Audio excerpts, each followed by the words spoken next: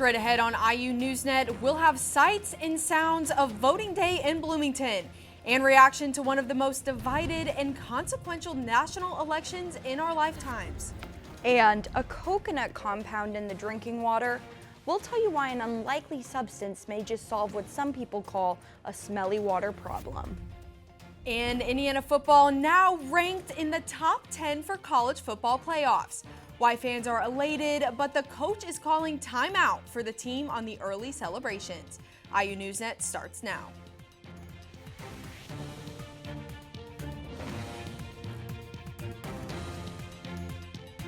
I spoke with President-elect Trump and congratulated him on his victory. I also told him that we will help him and his team with their transition, and that we will engage in a peaceful transfer of power. Welcome to IU NewsNet. I'm Caroline Geib. And I'm Emma Herwehe. There's shock and mourning for nearly half of the U.S. voting population and their celebration for the other majority half.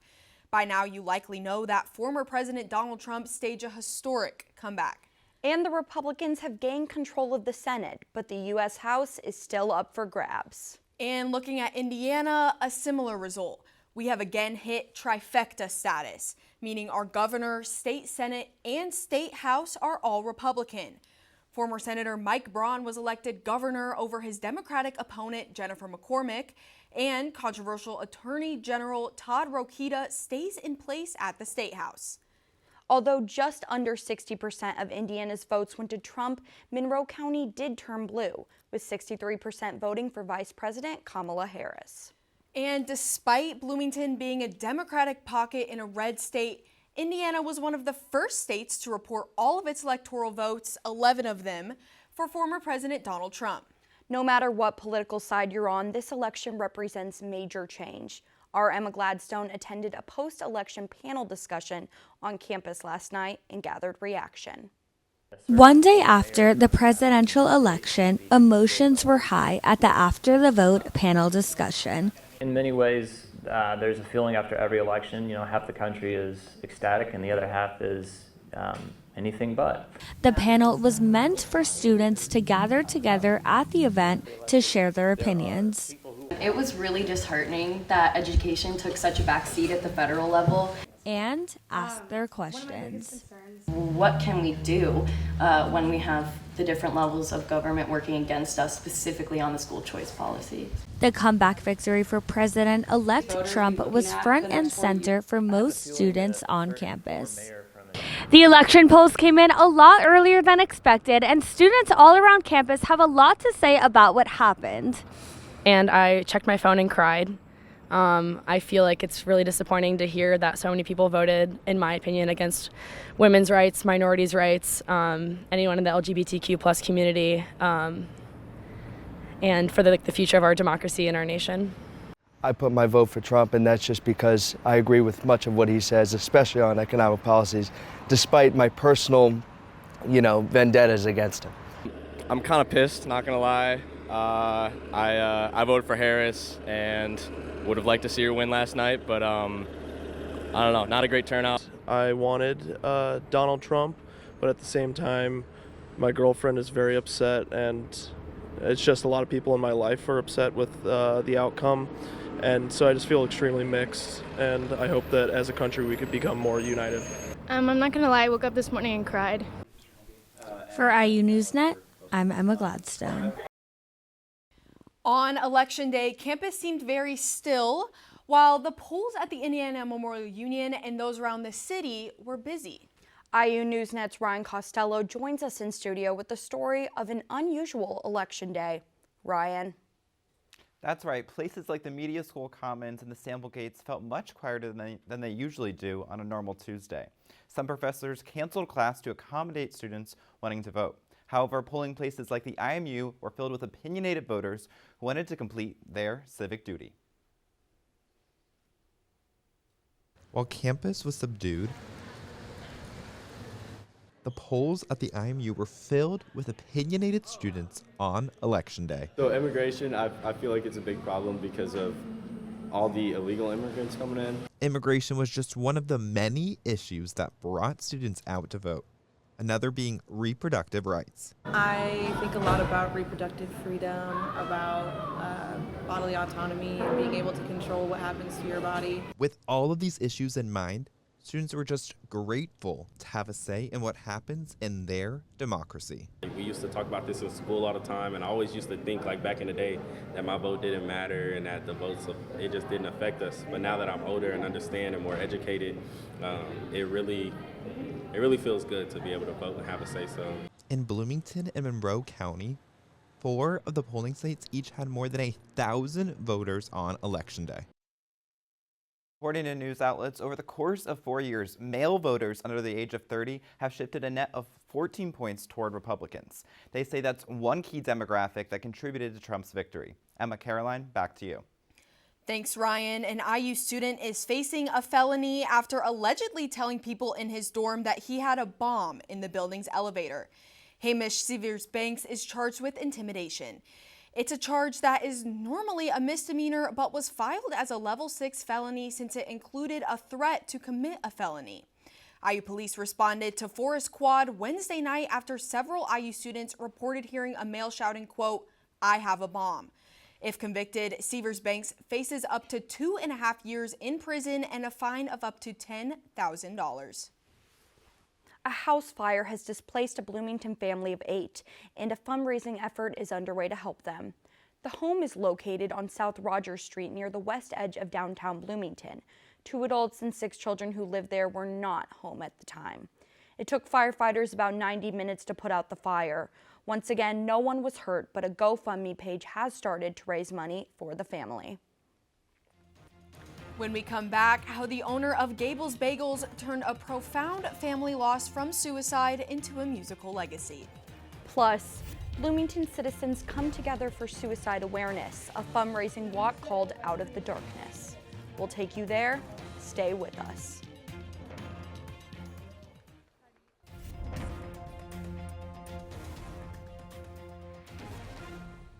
Have you noticed a funny smell or taste to the Bloomington water? Well, it's been a problem for years, and now there's a new plan to address it. IU NewsNet's Talia Goodman joins us in studio to explain. Talia? Bloomington residents and IU students have been complaining about the taste of tap water in town for years. They say it tastes like minerals or smells gross or that they simply can't stand to drink it. So the city is finally tackling this problem, and it involves using coconut powder. Bloomington has a water problem. There's no doubt about that. IU junior Cassidy Mulgrew has struggled with it ever since she arrived in Bloomington her freshman year. I don't know, it tastes weird, it puts a weird taste in my mouth, and I don't feel safe drinking it. Honestly, it probably is a reason why I've thrown up a couple times, but yeah. But now the city is hoping to resolve the bad taste in everyone's mouths by changing it to a good one. Their solution, a coconut powder-based carbon compound. Powder activated carbon is a very common thing to use in water treatment, and it's used mostly in surface water source treatment plants. It's very good at removing organic matter, and it helps with the aesthetics of the water, which is kind of why we've changed a little bit of what we're doing, is because that taste and odor issue has been a problem for us the last 2 or 3 years now. The change has occurred and it'll alter both taste and odor, but some residents know little to nothing about the city enacting this alteration to the water supply, and they still plan to use precaution when drinking the water. Although the city assures its residents that the drinking water is safe, plenty of people in town still like to use one of these, a Brita, to make sure that they have safe drinking water. It works like this. You put it through, you just use a little filter, and then takes a second, you pour it out. All good to go. Despite the assurance, Mulgrew is still wary about the tap water in Indiana. I don't exactly like to drink water from the tap, and if I'm going to drink water, it has to be with a green filter when I'm like walking through the buildings. Otherwise, I don't trust it. So I just don't trust tap water in general, especially here in Bloomington with like all the issues that there's been. The coconut-based powder is allergen-free, safe to consume, and the city hopes it'll help solve the water problem it's been facing by counteracting the algae and organic matter in the source. While people still aren't quite sure how to feel about it, the city has assured residents that the water remains safe to drink and meets all state and federal drinking water regulations. Now back to you. Mental health is front and center, not just after the election, but increasingly year-round. And that includes many people in a college town like ours. That's where the Out of the Darkness walk comes in. The walk at Switchyard Park drew people whose lives have been affected by suicide. There were beaded necklaces representing their connection to friends or family they've lost to suicide. The money raised goes for research, education, family and veteran support, and advocacy for new laws. The American Foundation for Suicide Prevention sponsors the Out of the Darkness walk all across the United States. Many of the speakers said you cannot always tell who is struggling with thoughts of self-harm. What's difficult about mental health is that it's invisible. It can't be seen, anyone can have it. Even if it carries a smile on their face, even if they have a dream job or picture perfect family, they might be fighting a losing battle and no one would ever know otherwise. Nationwide, the Out of the Darkness walk raised more than just attention. It raised more than $23 million for mental health. No one knows better the toll that suicide takes on a family than the owner of Gables Bagels. Ed Schwartzman is well known across Bloomington for his upbeat personality. But what many customers don't know is that Schwartzman lost his 19-year-old son to suicide. IU NewsNet's Josie Broyles has the story of a legacy that lives on in music. You may know Ed, the friendly face at the Gables Bagels counter with an infectious personality. A little grooving, it'll make your day go better, it makes mine go better. Look, that's all you gotta do. But you may not know his son Ben, who died of suicide 17 years ago at age 19. I won't tell you that I love my son more than any other father. I won't say that you love me more than any other son. Love the father. I'll guarantee there was never a stronger bond. I mean, we were incredibly close, incredibly close. Before his death, Ben was an aspiring musician, writing and performing songs about his mental health struggles. I said, Ben, you gotta lighten up a little bit. Dad, it's my music. I kept saying, all right, it's okay, it's therapeutic. This is release. Keep going. Because one day he's gonna sing a happy song. You know? It wasn't until local movie producer John Armstrong came in store, heard Ben's story, and decided to set him up with local music producer David Weber to remaster Ben's music. Dave's got these tracks. He's gave him a little bit of sparkle, and we'd love to get you out to the studio and sit in the sound booth and listen to them. Ben's music can now be found on streaming platforms like Spotify and iTunes, with his album Falling Star from 2021. Studies show that between the years of 1999 and 2020, over 47,000 Americans between the ages of 10 and 19 lost their lives to suicide. Like, it's the first thing you think is, what if it were my son? Ed continues to carry on Ben's legacy with his favorite song, Let Me Go. But in the song Let Me Go, which we played at his funeral, it literally was his eulogy. He says in the song, I am a falling star, burning bright wherever you are. That's the line. He was a falling star. And he burned out.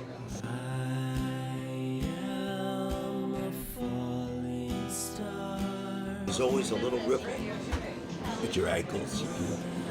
But the grief is never as bad as it was. The waves are never as strong.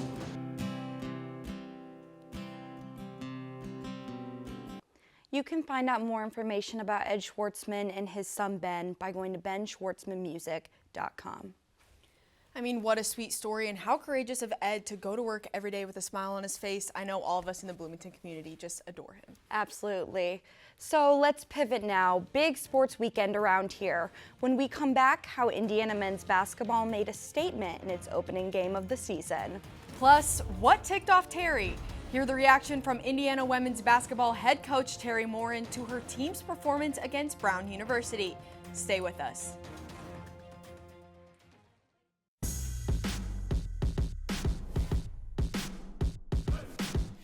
Welcome back. Fans can't get enough of Indiana football. Basketball is back, and the Indiana Fever just got a new head coach. IU NewsNet Shelby Brown joins us with sports. Shelby. Thanks, Emma and Caroline. Indiana football has a tough matchup against Michigan at Memorial Stadium this Saturday, and it feels like the weight of the world is on their shoulders. The Hoosiers have officially entered the college football playoff conversation, landing a number 9 seed in the first CFP rankings of the season. This comes just days after Indiana jumped to number 8 in the AP Top 25 poll, the Hoosiers' highest spot since 2020. Undefeated and dominating, the Hoosiers have been outscoring opponents by an average of 32.9 points per game, including a dominant 47-10 victory over Michigan State last weekend. But because of the new playoff format, Big 12 leader BYU slots in ahead of IU, setting the stage for a potential opening round road game for the Hoosiers. Coach Cignetti is warning the team to stay, in his words, humble and hungry. I mean, I'll see the rankings, but the only thing that really matters is that you get the result, when you play. And to do that, you got to keep the main thing, and eliminate the noise and the clutter, and stay focused on what's going to help you play your best on Saturday to give you the best chance to get the result. With 5 more CFP rankings to go, the Hoosiers will look to keep their 9-0 streak alive as they battle the Wolverines this weekend. Kickoff is at 3:30. And while Coach Cignetti and the team are trying to drown out the noise, IU football fans are understandably pumped about the team's performance and recognition on the national stage. I went around campus to see how students are feeling about this historic season and the excitement surrounding the team. And how do you feel that IU football is ranked in the top 10 this year? I'm pretty hyped. I'm from Bloomington, so I've grown up here, and football culture's never really been like this. So it's cool to see football going crazy, and then we're gonna go right into basketball. So exciting! I've never really gone to games before, and I didn't get game tickets this year, but I still end up going just because it's so fun. It's been, 50 years, something like that? So crazy. And especially my senior year. I mean, it feels great to be ranked high in the Big Ten and just in general across the country because, like we said, we never really have been or are. Switching over to the hardwood, Indiana men's basketball began the 2024-25 season with an 80-61 win over SIUE at home. Sophomore forward Mackenzie Mbako was the star of the show, leading the game with 31 points and snagging 9 rebounds. Junior forward Malik Renew and star transfer Umar Ballo each added 15 points apiece to the offensive effort. IU's defense also dominated, only allowing 5 threes and holding the Cougars to just 35% shooting from the field. The Hoosiers will host Eastern Illinois on Sunday. Tip-off is at noon. And IU women's basketball coach Terry Morin was far from happy with her team's effort in their 82-60 win over Brown, despite the scoreline. Morin criticized defensive lapses that allowed Brown to hit 11 threes, a statistic she rarely sees from non-conference opponents. In the post, Lily Meister and Caroline Strickland shined, combining for 30 points and going perfect from the free throw line. Even though the number 24 Hoosiers led almost the entire game, Morin was visibly frustrated, saying this kind of performance won't win any Big Ten game. Definitely not the way I wanted to open our season. A win, sure, but this performance tonight will not win you any Big Ten game. Morin stressed the need for immediate improvement and made it clear she's ready to make lineup changes to get it. And Stephanie White is the new head coach of the Indiana Fever after the team parted ways with Christy Sides. White, a former player at Purdue, has been coaching the Connecticut Sun but walked away when the Fever job opened up. During her time in Connecticut, she led her team to a 5-1 record against Indiana just this past season, including a sweep of the first round in the WNBA playoffs. White will focus on maximizing the talent of Caitlin Clark and Aaliyah Boston, both #1 picks and rookies of the year. She says the chemistry between Clark and Boston will be a crucial factor in the team's performance. I can't imagine the stars aligning any better. Certainly after having gone off and had a number of other experiences from a coaching standpoint, growing up, learning, the Fever going through some changes as well. And now at this point where basketball has taken to another level in the WNBA and for the Indiana Fever.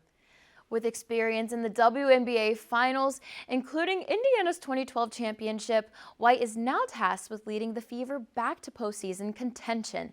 That's all for sports this week. Back to you guys at the desk. And one more thing before we go, and it affects people who don't like cow's milk in their Starbucks. Until now, you've had to pay extra for non-dairy milk, and it really irritated people. But good news, Starbucks will no longer charge extra for non-dairy milk. They dropped the charge to, quote, make it easier for customers to make their Starbucks beverages their own. Substituting non-dairy milk is the second most requested customization. The first is adding an extra shot of espresso. That's all for IU NewsNet for now. We have a behind-the-scenes student production team in the control room and working in the studio for this broadcast. We thank them and we thank you for watching. I'm Emma Herwehe. And I'm Caroline Geib. Be sure to follow us on Facebook and Instagram at IU NewsNet and on the IU Media School YouTube channel. Take care, and we'll see you next week.